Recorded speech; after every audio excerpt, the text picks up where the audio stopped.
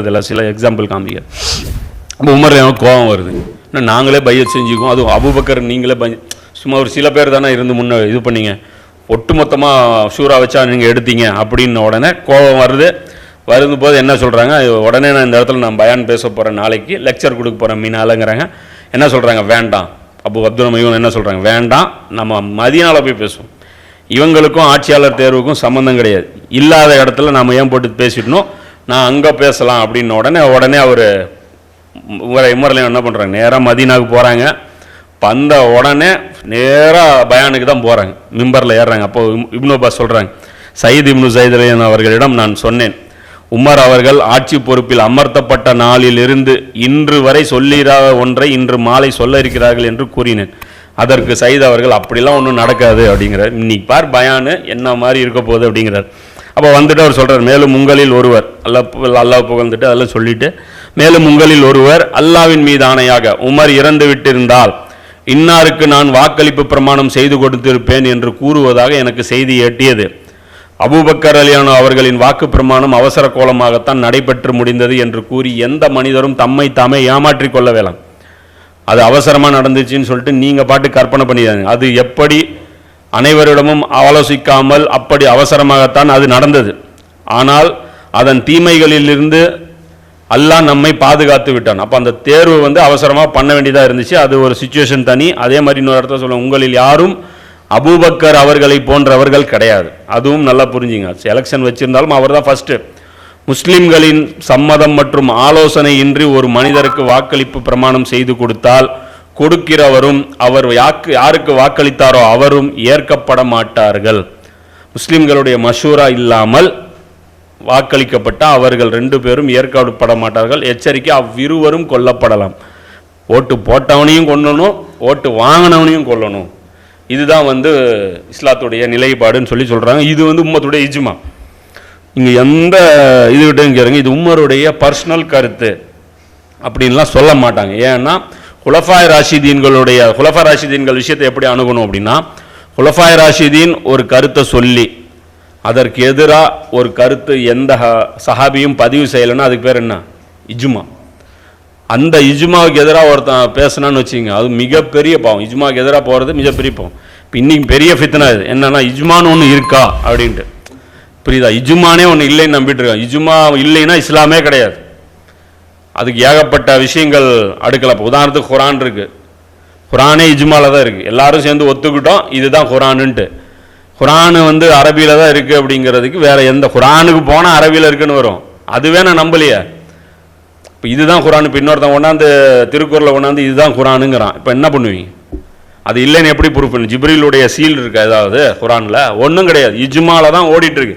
Kaapa Saudi அரேபியாவில் தான் இருக்குன்னு எப்படி நம்புகிறோம்? அது இஜ்மா. அது காபாவே இல்லைன்னா கிப்லா மாறிடும். எங்கே போவோம்? அப்புறம் ஹஜ்ருல் அஸ்வத் போய்ட்டு இதான் ஹஜ்ருல் அஸ்வத்துங்கிற என்ன அது? இஜ்மா. அது மீனால போய் இதான் மீனாங்கிறோம், அதோட எல்லை இதுங்கிறோம், எல்லாமே இஜ்மா. இஜ்மா இல்லைன்னா இபாதத்தில் பெரும்பான்மையான விஷயம் புகாரிங்கிறோம். என்ன புகாரி? அது புகாரி இல்லைங்கிற நான் இப்போ என்ன ஆயிரும்? இஜ்மா ஆயிரும். புகாரின்னு ஒருத்தர் வாழ்ந்தாருன்னு நம்புறது இஜ்மா. அப்போ இஜ்மாவுக்கு மாற்றமான கருத்துக்கள் நம்ம என்ன பண்ண முடியாது, பேச முடியாது. ஆனால் இஜ்மா இல்லைன்னா பெருசாக நினச்சிக்கிறாங்க. இதெல்லாம் இஜ்மா கிடையாது. இஜ்மா மார்க்கத்துக்கு சம்மந்தம். இஜ்மா தான் மார்க்கத்துடைய பேஸு. அப்போ அது மாதிரி பார்த்தீங்கன்னா இது இஜ்மாவான ஒரு கமெண்ட்டு. முஸ்லீம்களுடைய இது குரான் இருக்குது, குரானோட சேர்ந்து இதுவும் இருக்குது. இப்போ இதிலே கூடுதலாக ஒரு தகவல் வருது பார்த்தீங்கன்னா அடுத்த ஹதீஸில். இது முஸ்லீமில் புகாரில் 6830. அடுத்த செய்தி பார்த்தீங்கன்னா முஸ்னத் அஹ்மதில் 89, முஸ்லீமில் 980. இப்போ அவங்க சொல்கிறாங்க, என்ன சொல்கிறாங்கன்னு பார்த்தீங்கன்னா, உமர் பின் கத்தாப் ரலியல்லாஹு அவர்கள் ஒரு ஜும்மா கிழமை, அதாவது கத்தி குத்துக்கு 4 நாள் முன்னாடி, மௌத்தாரது 4 நாள் முன்னாடி அவங்க சொல்கிறாங்க, நான் என்னை கோழி 3 தடவை என்னை கொத்துற மாதிரி நான் கனவு பார்த்தேன். இப்படிக்கு மீனிங் என்ன அப்படின்னா, நான் சாக போகிறேன்னு தெரியுது. நான் சொல்கிறேன், நான் சாக போகிறேன்னு தெரியுது. அதுவும் கொல்லக்கூடியவன் ஒரு அஜமியாக இருப்பான்னு எனக்கு தெரியுது. அரபி கிடையாது, ஒரு அஜமியாக கொல்வான்னு எனக்கு தெரியுது அப்படின்னு சொல்லிட்டு சொல்கிறாங்க. மக்களில் சிலர் எனக்கு பின்னால் என் ஆட்சிக்கு பிரதிநிதி ஒருவரை அறிவிக்குமாறு கூறுகின்றனர். சொல்கிறாங்க, ஒரு ஆட்சியாளர் விட்டுட்டு போங்கன்னு என்கிட்ட ரெக்கமெண்ட் பண்ணுறாங்க. நிச்சயமாக அல்லாஹ் எந்த மார்க்கத்தையும் ஹிலாஃபத்தையும் தந்து நபி ஸல்லல்லாஹு அலைஹி வஸல்லம் அவர்களை அனுப்பி வைத்தானோ அதை பாழாக்கி விட மாட்டான். இப்போ ஹிலாஃபத்தை நுபுவத்துக்கு ரசூலுல்லாஹ் அல்லாஹ் கொடுத்ததுங்கிறான். அது அன்சாரிகள் கொடுத்ததில்லை. எப்படி அன்சாரிகள் மதீனா ரசூலுல்லாஹ் அவர் வந்தது பள்ளிவாசல் டியூட்டி பார்க்க, இவங்க பைக்கை வலுக்கட்டாயமாக போட்டு நீங்களே ஆட்சி தலைவராகவும் இருங்கன்னு சொல்ல, அப்புறம் ரசூல்லாவும் வந்து போயிட்டு போகுது இதுவும் நம்மளே பார்ப்போன்னு சொல்ல, அப்புறம் அல்லாவும் அதில் என்ட்ரி கொடுக்க, இப்படிலாம் செஞ்சேன்னா ஆட்சி நல்லா இருக்கும்னு சொல்லிட்டு அல்லாவும் வந்து சில கருத்துக்களை தெரிவிக்க, அது எதுவுமே நமக்கு கடமை கிடையாது, அது நம்ம ஃபாலோ பண்ணவும் தேவை கிடையாது. அது சும்மா டைம் பாஸ். அந்த ஒரு 10 வருஷம் அத்தனை பேர் செத்தது என்ன, அந்த உஹதுக்கு போனது, தபுக்கு போனது, இதெல்லாம் என்னது ஜஸ்ட் ஒரு டைம் பாஸ் தான். தரப்பட்டுச்சுங்கிறாங்க யார் கூட பங்கெடுத்தவங்க. அதுதான் சொல்கிறோம்ல, சலஃபுகளுடைய மன்னஜ் சலஃப். இது எந்த சலஃபுடைய மன்னஜ்? உமருடைய சலஃபு. உமர் அல்லாத சலஃபு யார் இருக்கான்னு எனக்கு தெரியல. இப்போ அவங்க சொல்கிறாங்க, கிலாஃபத்தை தந்து அனுப்பினான் நபி ஸல்லல்லாஹு அலைஹி வஸல்லம் அவர்களை அனுப்பி வைத்தானோ அதை அல்லாஹ் பாழாக்க மாட்டான், கிலாஃபத்து பாழாயிராது அப்படின்னு சொல்கிறாங்க. எனக்கு ஏதேனும் நேர்ந்து விட்டால் அல்லாஹ்வின் தூதர் ஸல்லல்லாஹு அலைஹி வஸல்லம் அவர்கள் எவரை குறித்து திருப்தி அடைந்த நிலையில் இறந்தார்களோ அத்தகைய அந்த 6 பேர் ஆட்சி தலைமை குறித்து தம்மிடையே கலந்தாலோசித்து முடிவு செய்வார்கள். 6 பேர் முடிவு செய்வாங்க அப்படின்னு சொல்லிட்டு மரணத்திற்கு முன்பே வசியத் செய்கிறாங்க. அப்போ அந்த 6 பேர் வந்து அப்துர் ரஹ்மான் இப்னு அவுஃப், அலி ரலியல்லாஹு அன்ஹு, உஸ்மான் ரலியல்லாஹு அன்ஹு, சாத் பின் அபி வக்காஸ், அப்புறம் இன்னொருத்தர் யார், தல்ஹா ரலியல்லாஹு அன்ஹு, ஜுபைர் ரலியல்லாஹு அன்ஹு. இந்த 6 பேர் தான் பார்த்தீங்கன்னா இருந்தவங்க. அப்போ இவங்க பார்த்தாங்கன்னா அவங்க சொல்கிறாங்க, அவர்கள் இவ்வாறு சிலர் இந்த விஷயத்தில் என்னை குறை கூறி வருவது எனக்கு தெரியும். இந்த 6 பேர் மட்டும்தான் முடிவு பண்ணுவாங்கன்னு நான் சொல்கிறேன். ஆனால் சில பேர் இதுக்கு என்ன பண்ணுறாங்க, அப்ஜெக்ஷன் பண்ணுறாங்க. அது எப்படி 6 பேர், நாங்கள்லாம் இல்லையா, நான் அவர்களுக்கு எதிராக இஸ்லாத்திற்காக எனது கைகளால் போரிட்டு இருக்கிறேன், அவங்கள அடித்து இஸ்லாத்தை கூப்பிட்டு வந்திருக்கேன் நானுங்கிறேன். இவங்கெல்லாம் இஸ்லாத்தை வந்து விரும்பி தேர்வு செஞ்சவங்க கிடையாது, இஸ்லாத்தை வந்து நான் அடித்து இழுத்துட்டு வந்திருக்கேன். அவர்கள் இவ்வாறு குறை சொன்னால், நான் போனதுக்கு அப்புறமும் குறை சொன்னால் மக்களே அடையாளம் கண்டுக்குங்க, இவர்கள் இறைவனின் விரோதிகளும் வழிகட்ட இறை மறுப்பாளர்களும் ஆவார், அல்லாஹ்வுடைய விரோதிகளும் அல்லாஹ்வுடைய காஃபிர்களும் ஆவார் அப்படின்னு சொல்லிட்டு அவங்க சொல்கிறாங்க. இப்போ அக்கீதாங்கிறாங்க இல்லையா, இப்போ அக்கீதா பாடத்தில் இதெல்லாம் குஃபுரில் இதெல்லாம் வரணும். உமர்லியாவுடைய ஏற்பாட்டை வந்து ஏற்காதவர்கள் யார், காஃபிர். இந்த காஃபிர் ஃபத்வா வந்து தப்புன்னு சொல்லி அலியோ உஸ்மானோ அப்ஜெக்ஷன்லாம் பண்ணல. அப்போ இது என்னது, இதுவும் நிஜுமா? புரியுதா? சாதாரண விஷயமா நினைக்கிறாங்க. அப்போ இதில் இவர் சொல்கிறார், மௌலானா ஷபீர் அஹமது உஸ்மானி ஃபத்துல் முஹிம் அப்படிங்கிற ஒரு புக்கில் 2வது வால்யூமில் 261வது பேஜில் அவர் எழுதுகிறார். அல்லாமா உபை மாலிக்கி ஆதாரமாக ஒரு எழுதுகிறார். என்னன்னா, அந்த எதிர்ப்பு தெரிவித்த நபர் இருக்கிறார்ல, இந்த கமிட்டியில் ஏன் எங்களை போடலன்ட்டு, அந்த நபரை வந்து அவர் எக்ஸ்போஸ் பண்ணுறார். அந்த நபர் யார், அந்த எதிர்த்த அந்த நபர் யார் என்று பிறகு தெரிய வந்தது. அது வந்து அம்ரு பின் ஆஸ் அவர்கள் தான். உமர்லியானிடம் வந்து ஏன் எங்களை 6 பேர் கமிட்டியில் சேர்க்கவில்லை, நாங்கள் ஒன்றும் சலைத்தவர்கள் அல்ல என்று கேட்கிறார். உமர்லியான்ட்ட வந்து கேட்குறாங்க, அம்ரு பின் ஆஸ் ஏன் எங்களெல்லாம் சேர்த்த மாட்டிங்களா, எங்களுக்கும் அரசியல்லாம் தெரியும், நாங்களும் வந்து நிர்வாகம்லாம் எக்ஸ்பர்ட்டு தான், நாங்களும் குறைஷிகள் தான். அப்போ அவர் ஒரே பேச்சு தான் உமர்லியான் சொல்கிறார், நபி ஸல்லல்லாஹு அலைஹி வஸல்லம் அவர்களுக்கு எதிராக வாள் ஏந்திய யாரையும் நான் அந்த குழுவில் சேர்க்க மாட்டேன். ஒரே ஒரு கண்டிஷன் தான்ப்பா, அது குவாலிஃபிகேஷன் இருக்கணும், ரசூலுல்லாஹ்க்கு எதிராக நீங்கள் படையெடுத்து வந்திருக்கக்கூடாது, எந்த காலத்துலையுமே அவருக்கு எதிராக வாள் எடுத்து நீங்கள் கொல்றதுக்காக நீங்கள் வந்திருக்கக்கூடாது. இந்த ஒரு குவாலிஃபிகேஷன் தான் அந்த டீமு அப்படின்னு சொல்லிட்டு சொல்கிறாங்க. இதெல்லாம் வரலாற்றில் இருக்குது, அதான் சொல்லலை. இந்த புக்கில் எடுத்திங்கன்னா இது மாதிரியான ஏகப்பட்ட ஆதாரங்கள் இருக்குது. இன்ஷால்லா அதை படிக்கும்போது சாலிடாக நம்முடைய வழக்கு வந்து ப்ரூஃப் ஆயிரும். இந்த மொழிபெயர்ப்பு மேட்ரு இதெல்லாம் விட்டு ஒரு ஒரு என்ன சொல்ற, ஒரு வஸ்வாஸ் ஏற்படும். ஃபீஸ் உதூரின் நாஸ் இருக்குல்ல, அதெல்லாம் இன்ஷால்லா அது கிளியர் ஆயிரும், இந்த உள்ளத்தில் போடக்கூடிய அந்த வஸ்வாசுகள்லாம். அப்போ அந்த புக்கு இன்ஷால்லா அதை மொழியிடுவோம், அது முதல்ல எமர்ஜென்சியாக அதை பண்ணுவோம்.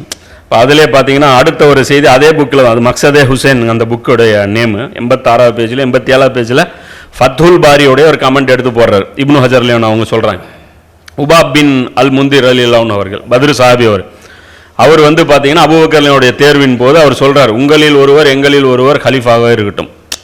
அங்கே என்ன சொல்கிறாங்க, எல்லாம் பிரச்சனை வந்து அடுத்தது வந்து கிலாஃபத்து கொலாப்ஸ் ஆயிரும், இதனால் பிரச்சனை வரும் அப்படிங்கிறதுனால அவர் என்ன சொல்கிறாரு, முஹாஜிரில் ஒருத்தர் இருக்கட்டும், அன்சாரியில் ஒருத்தர் இருக்கட்டும், இது காரணம் என்ன அப்படின்னு சொல்லும்போது பிஜே எல்லாம் அவர் என்ன சொல்கிறார், அன்சாரிகள் வந்து பதவிக்கு ஆசைப்பட்டாங்க, எப்போடா அண்ணன் சாவான் தின்ன காலியாகும் அப்படின்னு சொல்லி இந்த மாதிரியான உயர்ந்த கருத்துக்கள்லாம் அவர் பேசினார். அதெல்லாம் ஒன்றும் இது வரைக்கும் யாரும் பெருசாலாம் ரியாக்ட் பண்ணல. இப்போ நம்ம பேசின விஷயங்கள்லாம் எடுத்துகிட்டு வந்து பயங்கரமாக கொந்தளிக்கூடியவரெலாம் பார்த்தீங்கன்னு வச்சுங்க, யார் அன்சாரிகளையும் முஹாஜிர்களையும் வந்து எப்படி தட்டுறாங்க.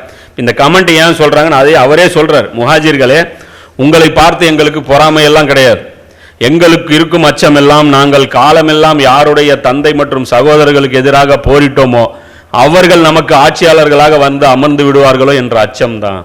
இந்த துலக்காக்களை எதிர்த்து நம்ம சண்டை போட்டோம், கடைசியாக அவங்களே நம்ம சேர்ல வந்து உட்காந்தாங்கன்னா ரிவிட் நமக்கு வச்சிருவாங்க, திருப்பி நம்மளை பலி எடுத்துருவாங்க. இதை கேட்ட உமர்லியான் அவர்கள், அப்படி ஒரு வேளை நடந்து விட்டால் நாம் எல்லாம் உயிரோடு இருப்பதை விட சாவது மேலுங்கிற, இதுக்கு நம்ம சாவது பெட்ரு, இவங்கெல்லாம் பதவிகள் வந்து உக்காந்துட்டா நம்ம சாவது பெட்ரு அப்படின்னு சொல்லி சொல்றாங்க. இது வந்து ஃபத்துல் பாரியில் 12வது வால்யூம்ல 153 சொல்றது யாரு? இப்னு ஹஜர். இப்னு ஹஜர் சொல்றாருன்னு சொல்றது யாரு? இவர் மௌலானா இசாக் மதனி. அவர் யாரு? சலஃபி ஆலிம். புரியுதா? அது புக்கில் இருக்கு. புரியுங்களா? டிரான்ஸ்லேஷன்லாம் நம்ம உருது அந்த பிரிண்ட் அவுட்டு கூட அப்படியே எடுத்து போட்டுருவோம். ஏன்னா நான் வேலையை பார்த்துட்டேம்பிங்க. அப்புறம் அவர் வந்துட்டு இப்படி அந்த அர்த்தத்தில் சொல்லவில்லை, அந்த இடத்துல வந்து இப்படி இருக்கு இப்படி இருக்குன்னு பனி இஸ்ராயல்களுடைய அந்த இந்த என்ன சொல்கிறேன், அந்த ஒரு எக்ஸ்பர்ட் வேலை இருக்குல்ல, இந்த வார்த்தைகளை அதற்குரிய இடங்களிலிருந்து மாற்றுவது, அந்த பணியை வந்து கையில் எடுத்துக்குவாங்க. அது நமக்கு தேவையில்லை. அது பார்த்துங்க. அப்போ உமர்லியானோட இது பார்த்துங்க. அதே மாதிரி இதெல்லாம் கேட்கும்போது அப்போவே உமர்லியானோ ஃபத்வா கொடுக்குறாரு. எப்போ? நபி ஸல்லல்லாஹு அலைஹி வஸல்லம் தேர்வின் போதே, அதாவது அபூபக்கருடைய தேர்வின் போதே உமர்லியான் என்ன சொல்கிறாங்க அப்படின்னு பார்த்தீங்கன்னா, இது வந்து இப்னு அசீருடைய உஸத்துல் காபா, இதெல்லாம் பெரிய பெரிய கிதாபுகள் இதெல்லாம். அதில் 387 388 பேஜில், அதே மக்சதே ஹுசைனில் 86 87 அது வருது. பாரு சொல்றார், உமர் அதே நேரத்தில் குறிப்பிட்டார், எங்களில் பத்ரு தோழர்கள் இருக்கும் வரை வேறு யாரும் பதவிக்கு வர முடியாது. இந்த 10 பேர் மட்டும் லிஸ்ட் கிடையாது, இந்த 10 பேர் முடிஞ்சா பத்ரு சீக்வன்ஸ் வரும்.